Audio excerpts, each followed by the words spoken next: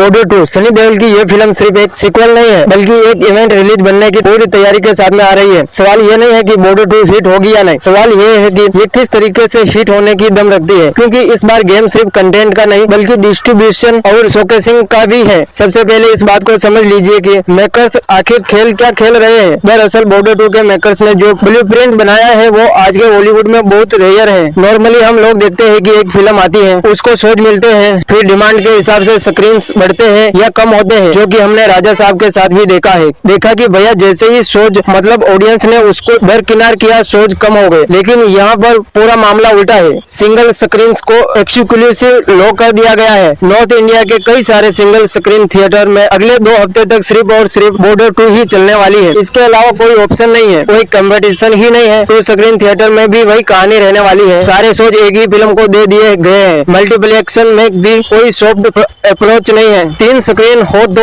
Double digital daily shows चलाने हैं, 4 हो तो और भी ज्यादा। बड़े मल्टीप्लेक्शन में तो 20 तक पर डे तक का प्लान बना दिया गया है। इसका मतलब सिंपल है कि बॉर्डर 2 के मेकर्स चॉइस से पहले ही एक तरीके से चौकर देना चाहते हैं कि भैया देखनी तो आपको बॉर्डर 2 ही है। ये स्ट्रेटेजी मास बेल्ट्स के लिए टेलर मेड है, जहाँ पर पेट्रियोटिज्म, नेस्टोलिजियम और स्टार पावर ज्यादा काम करता है। वहीं हम लोग बात करें रन टाइम की तो उसने कहीं ना कहीं स्ट्रेटेजी को और भी ज्यादा स्ट्रॉन्ग बना दिया है। दरअसल बॉर्डर 2 का जो रन टाइम है वह रिपोर्टली 3 घंटे से ऊपर ही जा रहा है। इसका मतलब ये हुआ कि एक स्क्रीन पर दिन में लिमिटेड शो ही लग सकते हैं। अब अगर लिमिटेड शो ही पॉसिबल है तो उन्हें पूरी तरह से बॉर्डर 2 से भर देने की मेकर्स की पूरी चाल है। एंड वही सोच है एडिटर्स की भी। इससे 2 फायदे होने वाले हैं। पहला, ऑक्यूपेंसी आर्टिफिशियली हाई दिखेगी। दूसरा, दूसरी फिल्म को जगह ही नहीं मिल पाएगी। चाहे ऑडियंस का रिस्पॉन्स मिक्स्ड हो, थिएटर में जो फिलहाल चल रहा होगा वो बॉर्डर 2 ही होगा, उसके अलावा कुछ भी नहीं होगा। एंड ये कोई इमोशनल डिसीजन नहीं है, ये